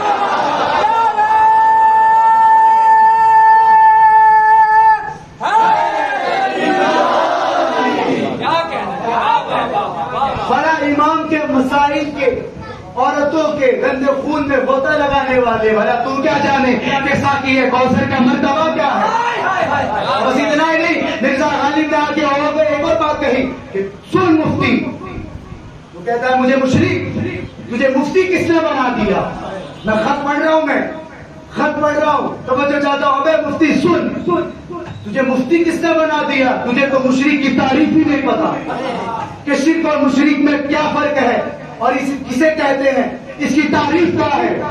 مرزا خان نے کہا کہ سن، جو اللہ کی وحدانیت پر، صفات اور احکامات پر کسی کو شریک کرے وہ مشرک۔ توجہ چاہتا ہوں، مرزا غالب نے کہا جو خدا کی وحدانیت و صفات و احکامات پر کسی کو شریک کرے وہ مشرک، جو رسول کی خاتمیت کے بعد بھی کسی کو رسول بتائے وہ مشرک، جو ولایت و امامت و مرتضوی میں کسی کو امامت کا منصب بتائے وہ مشرک۔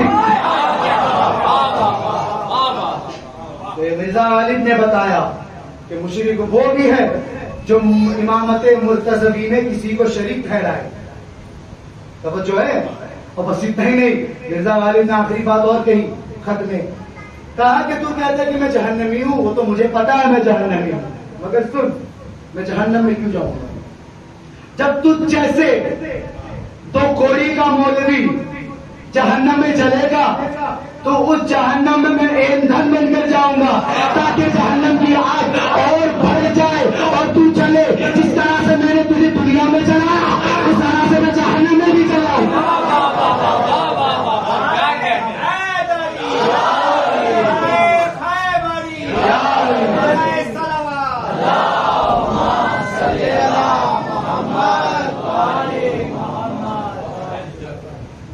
توجہ کیا آپ نے؟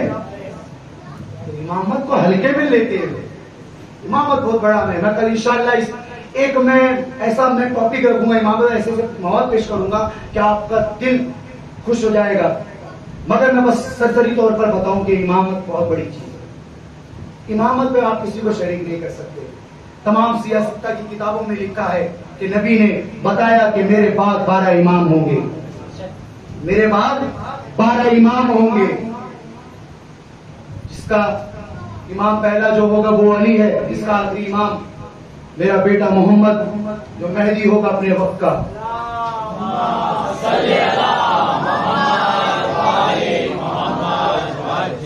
تو امامت ایک ایسا منصب ہے جو مانگنے سے نہیں ملتا, جو بنانے سے نہیں بنتا, جو دکھانے سے نہیں دکھتا.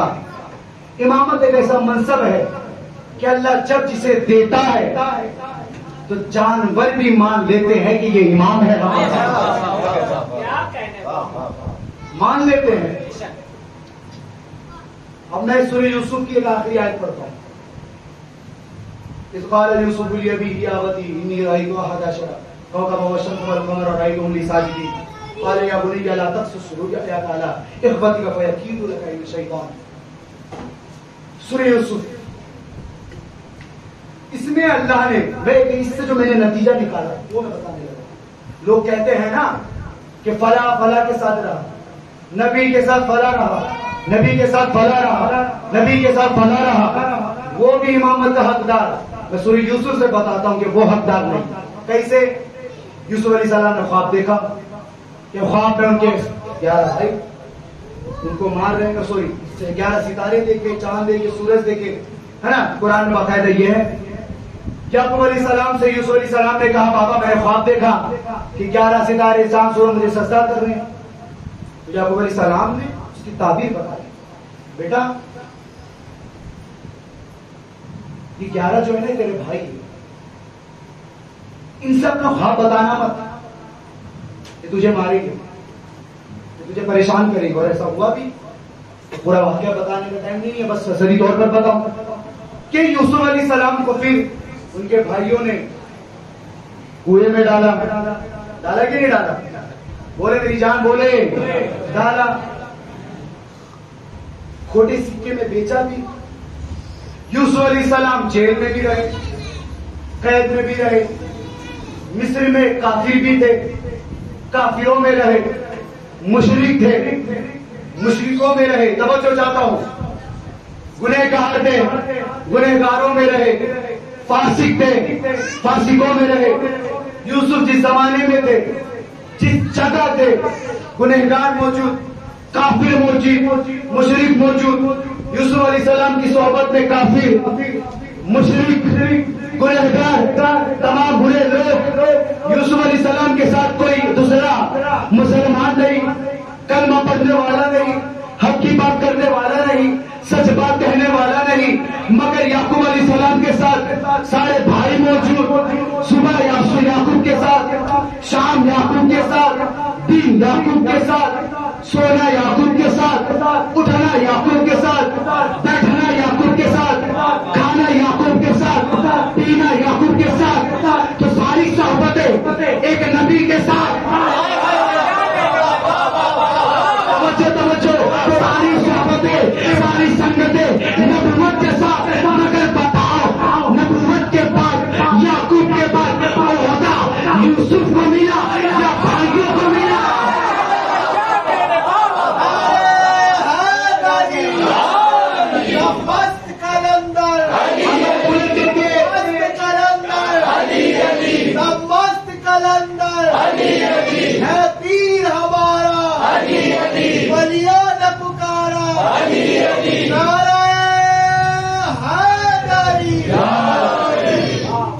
جب یہ عہدہ ملا تو بتاؤ صحبت والے کو ملا یا جو دور تھا اسے ملا؟ اب ہمیں یہ نہ بتانا کہ فلاں نبی کے ساتھ تھا, نہ بتانا. اگر تم یہ کہو گے کہ فلاں نبی کے ساتھ تھا تو ہم یہ بھی کہیں گے وہ حد میں فلاں نبی کے ساتھ نہیں تھا. تو ہمیں نہ بتاؤ. ہم قرآن سے عقیدہ لیتے ہیں, ہم اہل بیت سے عقیدہ لیتے ہیں کہ امامت ہوتا کون ہے, ولایت ملتی کسے ہے. ہم آپ بغیر علی کے کوئی مولوی نہیں بن سکتا. تو یہ ولی کیسے بن جاتے ہیں؟ توجہ ہے کہ نہیں آپ کی؟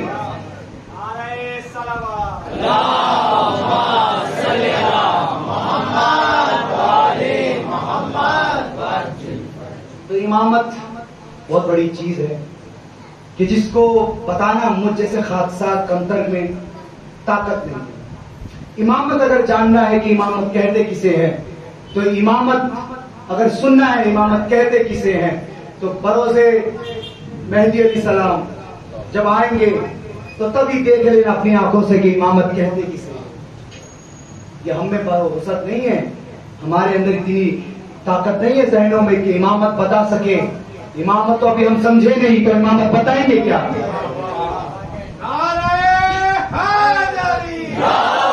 ہاں، اگر امامت سمجھنا ہے تو کم سے کم مزاج سلمان فارسی جیسا ہو. امامت اگر سمجھنا ہے تو کم سے کم دماغ مالک اشتر جیسا ہو.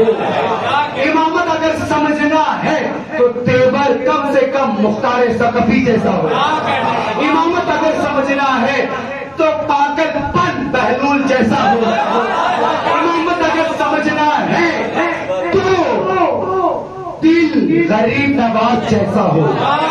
امامت اگر سمجھنا ہے تو پھر ذہن ساویر پاک جیسا ہو. امامت اگر سمجھنا ہے تو مقام پھر مخدوم اشرف جیسا ہو. امامت اگر سمجھنا ہے تو لباس پھر وارث پاک جیسا ہو. امامت اگر سمجھنا ہے تو ان سے سمجھو گے تو سمجھو گے، اگر اوروں سے سمجھو گے تو نہیں سمجھ پاؤ گے، اور نہ سمجھو گے نہ سمجھو سے سمجھو گے تو غیر سمجھ ہو جاؤ گے.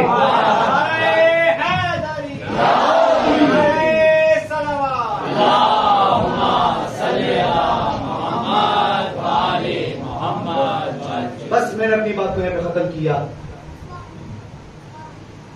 امامت کا ایک چشم و چراغ والا حسین علیہ السلام. خط آتا ہے دربار عزیز سے،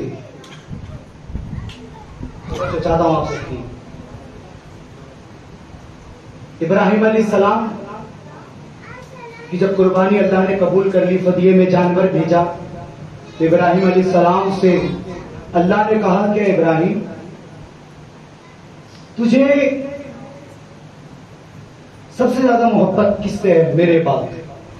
تو ابراہیم علیہ السلام نے کہا کہ اللہ تیرے بعد اگر مجھے کسی سے سب سے زیادہ محبت ہے تو وہ محمد آل محمد ہے. پھر اللہ نے ابراہیم علیہ السلام سے کہا کہ ابراہیم تجھے خود سے زیادہ کس سے محبت ہے؟ کہا کہ مجھے خود سے زیادہ محمد سے محبت ہے. پھر اللہ نے کہا ابراہیم تجھے اپنے بیٹے سے زیادہ کس سے محبت ہے؟ کہا کہ مولا محمد کے بچوں سے زیادہ محبت ہے. پھر اللہ نے واقعہ کربلا بتایا ابراہیم علیہ السلام کو. ابراہیم علیہ السلام کی آنکھوں سے اشک جاری ہو گئے. اللہ نے جب یہ دیکھا تو کہا ابراہیم یہ جو تو رو رہا ہے نا، یہ جو تو رو رہا ہے نا، میں بھی قسم کھاتا ہوں کہ جب جب میرے حسین کے غم میں روئے گا میں اسے اتنا ہی ثواب دوں گا جتنا ثواب تجھے میرے بیٹے کی قربانی کا میں نے عطا کیا. تو آج غم حسین کا لباس پہن کر اپنی آنکھوں کو اشکوں سے باوضو کر لو.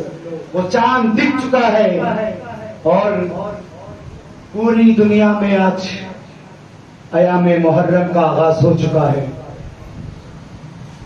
ہر ذاکر جب منبر پہ آیا آج کے دن تو انہوں نے ایک بات اٹھائی 28 رجب کی کہ کیا ہوا کہ کیسے میرے حسین نے مدینہ چھوڑا. یزید نے خط بھیجا ولید کے پاس، مدینے کے گورنر کے پاس، کہا کہ اے ولید یہ خط لے، خط پڑھتے ہی تم حسین کو دربار میں بلانا اور جیسے ہی حسین آئے ان سے بیعت کا مطالبہ کرنا. اب یہاں پہ آپ امامت بھی سمجھ جائے کہ امامت ایسے وقت پر کیسا فیصلہ کرتی ہے. امامت توجہ چاہتا ہوں. ولید نے خط پڑھا، دیکھا کہ یزید نے لکھا ہے کہ معاویہ جو مسلمانوں کے خلیفہ تھے وہ مر چکے، کہ اب میں خلیفہ بن گیا اور حسین سے میں بیعت کا مطالبہ کرتا ہوں، اگر حسین مان جائے تو ٹھیک ہے، ورنہ حسین کو قتل کر دینا، حسین کو قتل کر دینا۔ ولید مروان کو مشورے کے لیے بلاتا ہے، منصوبہ بندی ہوتی ہے، پھر حسین علیہ السلام کو بلایا جاتا ہے۔ حسین اپنے 18 جوان بنی ہاشم کو لے کر چلتے ہیں، سب بنی ہاشم کے جوان مولا حسین کی سرپرستی میں چلتے ہیں۔ اب جیسے ہی دربار میں پہنچتے ہیں، مولا حسین جیسے اندر جاتے ہیں تو وہاں پر جو سپاہی تھا وہ کہتا ہے او حسین آپ کو ہی جانے کی اجازت ہے، آپ کے ساتھ جتنے لوگ آئے ہیں وہ باہر ہی کھڑے رہیں گے۔ اب مولا حسین جیسے ہی اندر جاتے ہیں ولید بولتا ہے حسین خبر ملی ہے کہ یزید مر چکے ہیں، خبر ملی ہے کہ معاویہ مر چکے ہیں اور یزید مسلمانوں کا خلیفہ بن چکا ہے۔ اب یزید کا یہ کہنا ہے کہ وہ آپ اس کے ہاتھ میں بیعت کر لے، اور ساتھ ہی ساتھ اگر آپ بیعت کر لیتے ہیں تو اس میں آپ کی بھلائی ہے، ورنہ آپ کو قتل کر دیا جائے گا۔ حسین نے کہا کہ تو مجھے قتل کرنے کی بات کرتا ہے تو سن، یزید جیسے تھے حسین جیسا بیعت نہیں کرے گا۔ اگر تو بیعت کو اتنا امپورٹنٹ سمجھتا ہے تو آپ میرے دربار میں تم مجھ سے بیعت مانگ تو میں وہاں جواب دوں گا۔ میں توجہ چاہتا ہوں، جب مروان نے کہا ولید سے کہ حسین کو قتل کر دو تو حسین جلال میں آتے ہیں، کہتے ہیں اے مروان تو مجھے مارے گا۔ اب حسین کے جلال کی آواز سن کر عباس باہری کھڑے تھے، حضرت عباس کو جلال آتا ہے، حضرت عباس دروازہ توڑ کر اندر آتے ہیں، کہتے ہیں مولا کیا ہوا؟ آپ کہے تو ان کی گردنیں اڑا دوں، مصطفیٰ کا جانشین، امامت کبریٰ کا جانشین مولا حسین کہتے ہیں عباس کے سینے پہ ہاتھ رکھ کے اے عباس یہ وہ مدینہ ہے جہاں پہ رسول رہا کرتے تھے، اے عباس یہاں پر خون نہیں بہانا ہے، اسی مدینے میں نبی نے کہا تھا کہ مدینے کی عزت کرنے والا بہت بلند مقام پر ہوتا ہے۔ اب حضرت عباس جب یہ سنتے ہیں وہ صبر کرتے ہیں، مگر میں نے حضرت عباس سے التجا کی مولا عباس آج تو آپ نے حسین کے ایک جملے کو سن کر کہہ دیا کہ مولا بتائیے ان کی گردنیں اڑا دوں، مگر اس وقت کیا کیجئے گا کہ جب عصر عاشور مولا حسین کا بازو کاٹا جائے، مولا حسین کا سینہ چھیدا جائے، مولا حسین کو مارا جائے، جو عباس جو مولا حسین پکاریں گے کہ ہے کوئی جو میری مدد کرے، تو عباس آپ اس وقت کیا کیجئے گا؟ تو حضرت عباس مورخوں نے لکھا کہ کچھ کتابوں میں یہ ملا کہ جب مولا حسین پکاریں گے کہ ہے کوئی میری مدد کرنے والا تو ایک لاشا دریائے فرات پر ہوگا، جس کی لاشیں تڑپ رہی ہوگی، جس کی آوازیں حسین سن رہے ہوں گے، اور وہ کہہ رہا ہوگا کاش میرا بازو بچ گیا ہوتا، میں حسین کی مدد کر دیا ہوتا۔ مسلمانوں بس اتنا ہی نہیں، ایک قدم اور آگے بڑھے، جناب عباس کے ہاتھ میں فہرست کی، جب گھر پر آتے ہیں خیمے میں، حضرت عباس سے مولا حسین کہتے ہیں یہ مردوں کی فہرست ہے اور میں مستورات کو جمع کرتا ہوں تو تمام مردوں کو جمع کر لو۔ حضرت عباس آواز دے دے کر بلاتے ہیں کہ زین العابدین آپ کا بھی نام ہے۔ میں توجہ چاہتا ہوں آپ کی، رونے میں کوئی کنجوسی نہ کرنا۔ کیا کہا مولا عباس نے کہ زین العابدین آپ کا بھی نام ہے، اور علی اکبر آپ کا بھی نام ہے، اور قاسم آپ کا بھی نام ہے، مگر ایک نام ایسا تھا، ایک نام ایسا تھا کہ جب عباس پڑھتے ہیں تو مولا کی طرف رخ کرتے ہیں اور دل میں کہتے ہیں کہ ہائے یہ دل مجھے نہ دیکھنا پڑتا۔ اب جیسے ہی مولا عباس ایک چھوٹی شہزادی کے پاس جاتے ہیں جن کا نام فاطمہ صغرا تھا، ان کی گود میں 6 ماہ کا بچہ تھا، عباس کہتے ہیں اے فاطمہ صغرا اس فہرست میں اس 6 ماہ کے بچے کا بھی نام ہے۔ اب جیسے ہی فاطمہ صغرا سنتی ہے مولا حسین سے کہتی ہے بابا آپ مجھے تو نہیں لے کر جاتے، مگر یہ کیا انصافی ہے کہ میرے بھائی کو بھی آپ لے کر جا رہے، اگر آپ علی اصغر کو میرے پاس چھوڑ جاتے تو جب تنہائی میں مجھے آپ کی یاد آتی تو میں علی اصغر کا چہرہ دیکھ کر میں آپ کی یاد کو تازہ کر لیتی. تو حضرت مولا حسین علی اصغر کی بار کے پاس آتے ہیں اور یہ علی اصغر کو لینا چاہتے ہیں مگر علی اصغر چھوڑتے نہیں. فاطمہ صغریٰ کو کس کے پکڑے ہوئے تھے مگر مولا حسین نے علی اصغر میں کی کانوں میں پتہ نہیں ایسا کیا کہا کہ حضرت علی اصغر نے فاطمہ صغریٰ کی گود کو چھوڑا اور مولا حسین کی گود میں آ گئے. اب مجھے تو بس یہی سمجھ میں آیا کہ مولا حسین نے یہی کہا ہوگا علی اصغر کے کانوں میں, اے علی اصغر اگر تم کربلا نہ گئے تو روح مولا کا تیر کون کھائے گا. اے علی اصغر. اب علی اصغر آ گئے. اب بس اتنا ہی نہیں مسلمانوں, اب مستورات کو جمع کیا گیا, مستورات کو ہماری پر بٹھایا گیا. حضرت تمام جو مستورات تھی بیبیاں تھی سب کو بٹھایا گیا. فربا کو بھی ہماری پر بٹھایا گیا, رباب کو بھی بٹھایا گیا, لیلا کو بھی بٹھایا گیا, ساری بیویوں کو بٹھایا گیا, یہاں تک کہ جناب بیوی فضہ کو بھی بٹھایا گیا, سب کو بٹھایا گیا. اب میں ایک جملہ عرض کرنے لگا ہوں, اگر خود کو سنبھال سکتے ہو تو سنبھال کر سننا. اب جب مولا حسین, مولا عباس اور تمام مرد جب بیویوں کو ہماریوں پر بٹھا رہے تھے, سواریوں پر بٹھا رہے تھے, تو حضرت زینب جو بوڑھی تھی انہوں نے کہا کہ مجھے نہ بٹھانا حسین, مجھے نہ بٹھانا حسین. حسین نے کہا بی بی کیسی بات کرتے ہو, آپ کو میں بٹھاؤں گا.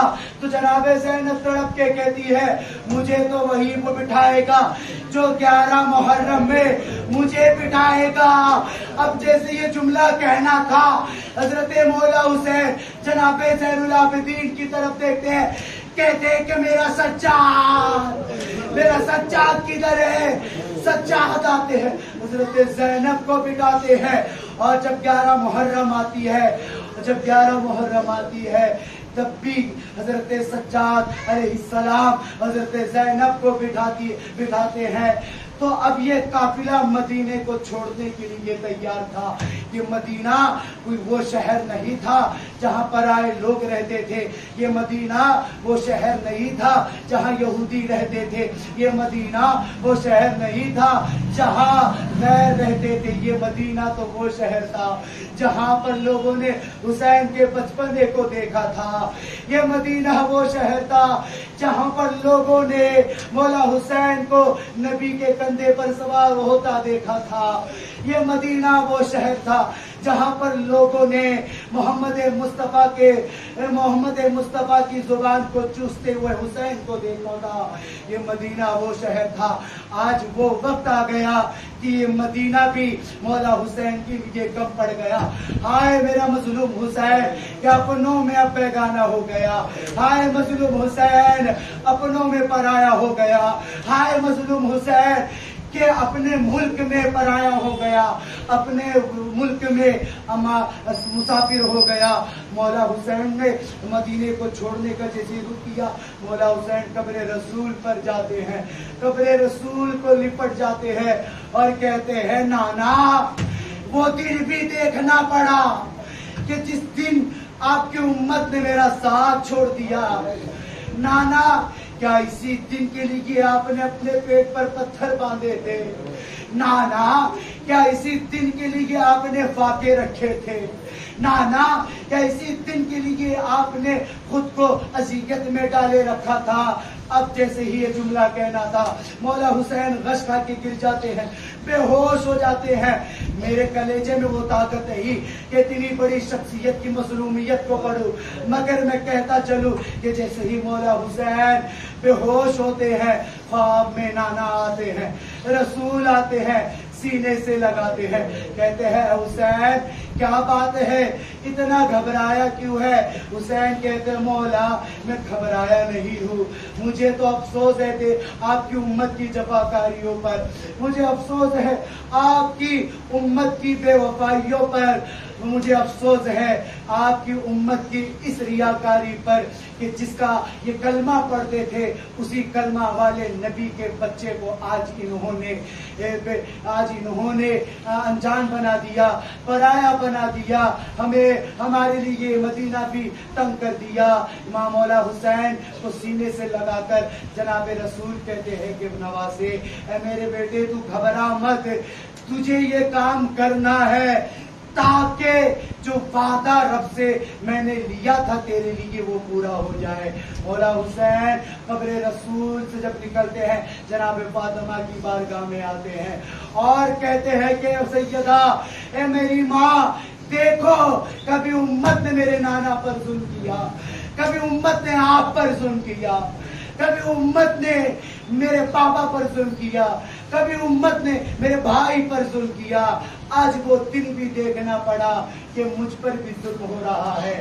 جناب فاطمہ خواب میں آتی ہے، نمودار ہوتی ہے، زیارت کرواتی ہے اور کہتی ہے کہ حسین کیا تو گھبرا گیا، کیا تو ڈر گیا؟ جناب فاطمہ کہتی ہے اے میرے جناب فاطمہ سے مولا حسین کہتے ہیں امی جان میں اس لیے نہیں ڈرا کہ میں کربلا میں مارا جاؤں گا، مجھے ڈر اور خوف اس بات کا ہے کہ میری بہنوں کو بے ردا کر دیا جائے گا، کہ جن کو فرشتوں نے بے ردا دیکھا نہیں ان عورتوں کو شام کے بازاروں میں بے پردہ گھمایا جائے گا، ان کو تماشا بنایا جائے گا اور ان سے کہا جائے گا کہ دیکھو تماشیو، تماشا دیکھو، ایک باغی گروپ آیا ہے، ایک باغی گروہ آیا ہے۔ جناب سیدہ سے یہ عرض کرنا تھا، فاطمہ الزہرا سلام اللہ علیہا کی آنکھوں سے اشک نکلتے ہیں اور کہتے ہیں میرے بیٹے تو گھبرا مت، میں تیرے ساتھ اب بھی ہوں اور تیرے ساتھ کربلا میں بھی رہوں گی۔ وَسَيَعْلَمُ الَّذِينَ ظَلَمُوا أَيَّ مُنقَلَبٍ يَنقَلِبُونَ